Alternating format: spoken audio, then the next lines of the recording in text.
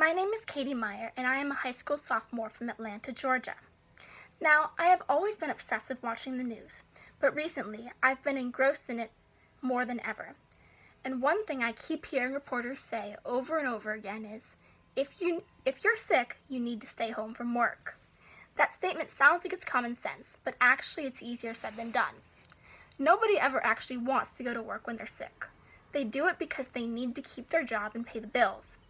And at most jobs, paid sick leave is pretty limited, if existent at all. So a lot of the time, people with low or middle income jobs really don't have any choice but to go to work, despite the fact that they may feel sick, and despite the fact that working could put them or others at risk.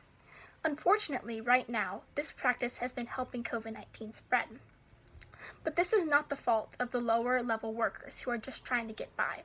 It's the fault of the people at the top, of so many corporations that cut corners, and have been cutting corners for years now by reducing paid sick leave, packing employees into cubicles with only partial dividers, or not even assigning desks to employees at all, but rather having generic workspaces that employees fill in each morning on a first-come, first-served basis.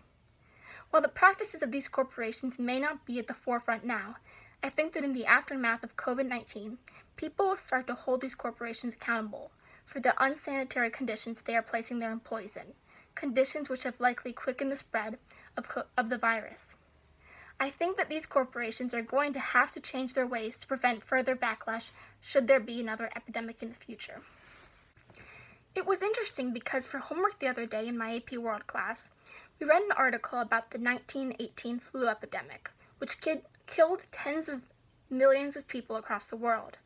This article specifically focused on the city of Philadelphia, which lost about 16,000 of its citizens to the influenza outbreak. It talked about how entire families were destroyed and how it ravaged the city, and it was just devastating. And then all of a sudden, in the last paragraph of the article, it said that 1919 came around and eventually by the end of the year, it just kind of faded out in everyone's memory. And of course I was reading it and I was thinking, what do you mean they just forgot about it? I mean, it killed a massive amount of people. But at the same time, I honestly hadn't even known about the 1918 flu epidemic myself until just a couple weeks ago. Maybe it's a bad thing that we don't talk enough about this tragedy, that we don't remember it for all the devastation that it caused. But maybe, in a way, it's a good thing too. COVID-19 is undoubtedly a tragedy. It's miserable for many people, and it's scary for all of us. But someday, COVID-19 will be a part of our past. And while we shouldn't forget the pain we felt, or the people we lost, life goes on after tragedy.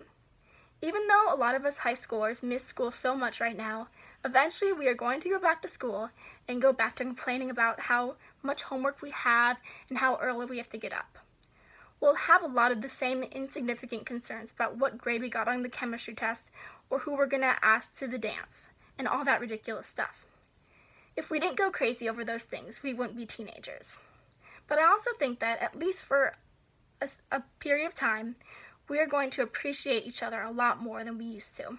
I think that we'll realize how much of a part each of us plays in how the people around us feel. COVID-19 is a testament to the fact that the world is interconnected. Each time you go in public right now, you are responsible for every person around you because you don't know if you could be a carrier for the virus. Every action you make right now could completely alter somebody's life. But really, it has always been that way. Whenever you say something nice to someone, you change that person's life, even if it's only for a moment.